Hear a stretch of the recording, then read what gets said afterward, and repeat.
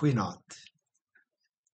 In Genesis 23 word vir ons verhaal hoe Abraham vir Sara 'n graf gekoop het. Hoofstuk 23 vers 3. Daarna het Abraham die lijk daar gelaat en vir die Hetiete gaan sê: Ek is 'n vreemdeling, 'n bywoner by julle. Gee vir my 'n vaste besitting as graf hier by julle, sodat ek my vrou daarin kan begrawe. Die Hetiete het hom geantwoord: Luister na ons, meneer. Ons beskou u as 'n baie belangrike man. Begrawe u vrou in die beste graf hier by ons. Niemand van ons sal weier dat u vrou in sy graf begrawe nie. Na onderhandelings en op die aandrang van Abraham, wat grond wil hê en dit nie gratis wil hê nie, koop hy die stuk grond. Vers 19 en 20.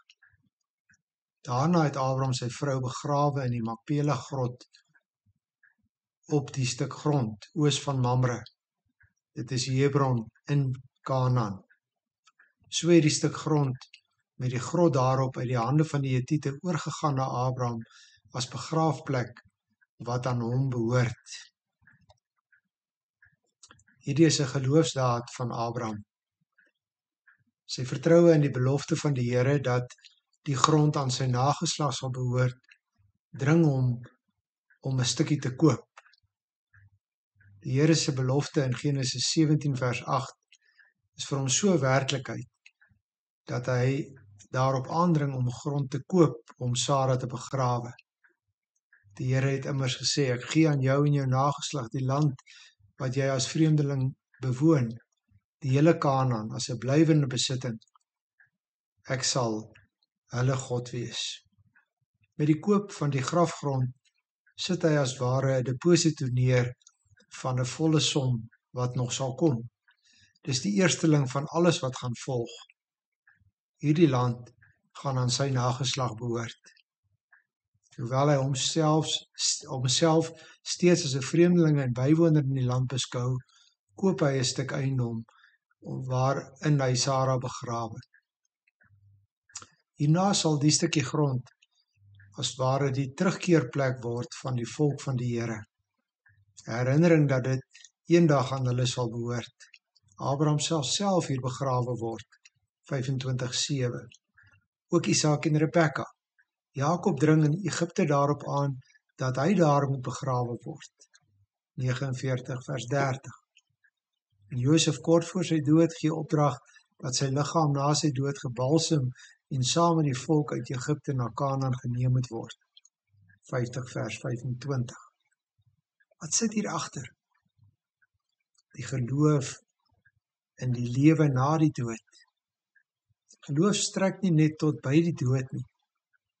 Geloof strek verby die dood. Hoewel die openbaring van die lewe na die dood in hierdie beginverhale in die Bybel nog onduidelik is dit reeds volledig deel van die geloof van Abraham.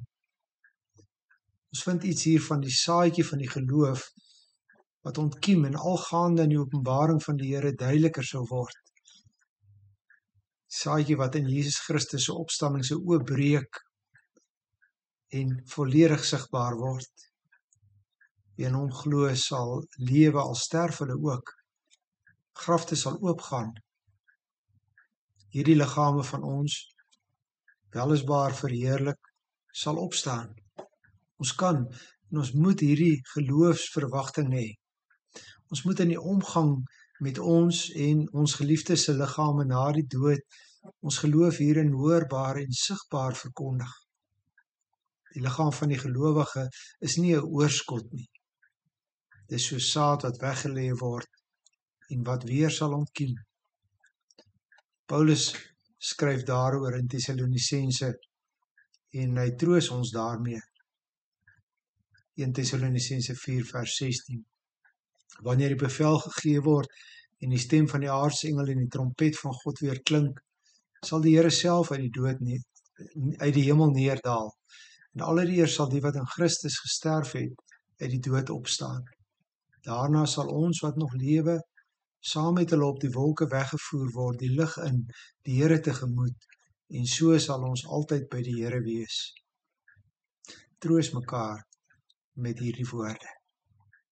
Goeiedag.